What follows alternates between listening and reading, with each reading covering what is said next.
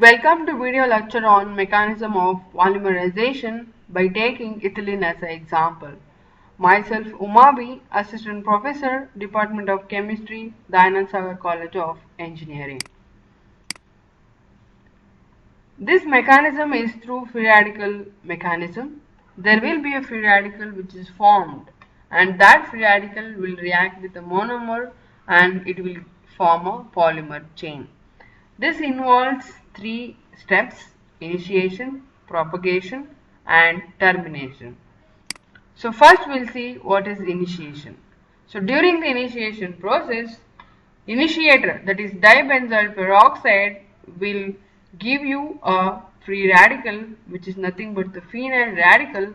That phenyl radical will react with a monomer to give you a monomer radical. This will be done in the presence of heat.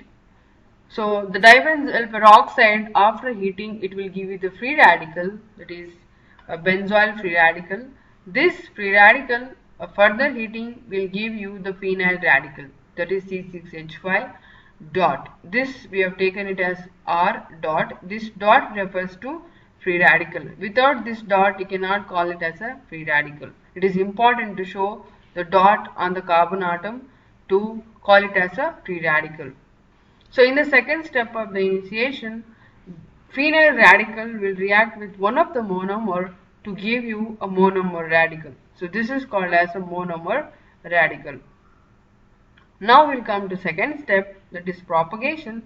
In the propagation step, monomer radical which is formed in the initiation step will react with one of the monomer to give you a growing chain with the free radical. So remember, if free radical is present, then only it is called as a growing chain. So there will be a further addition of monomer molecules to the growing chain to form a polymer chain. This reaction will continue with the addition of monomer molecules.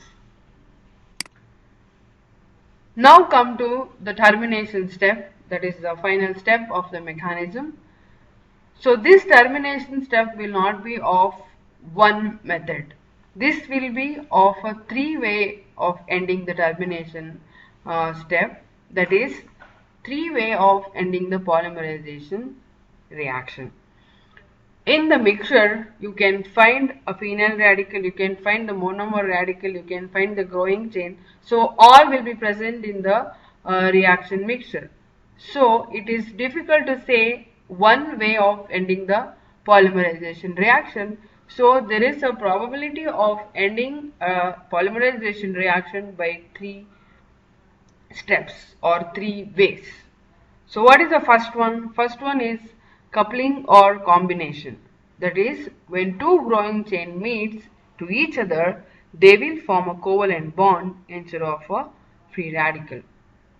So if you take two growing chain and there will be a formation of covalent bond between these two free radicals combining, and there will be an end of polymerization reaction.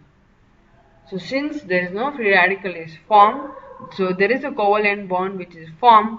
So as a result, end of polymerization reaction. Next is coupling of growing chain with the initiator. So what will happen during this type of termination? When growing chain meets the phenyl radical, it will form a dead polymer. So this is the dead polymer which is ending the polymerization reaction. And the final step of ending the polymerization reaction, this is one other way of ending, that is called as by disproportionation. By disproportionation means in the sharing of hydrogen, one will get higher amount of hydrogen, another will be a deficient of hydrogen. So due to the disproportionation in the sharing of hydrogen, one will form a saturated compound, another will form unsaturated compound.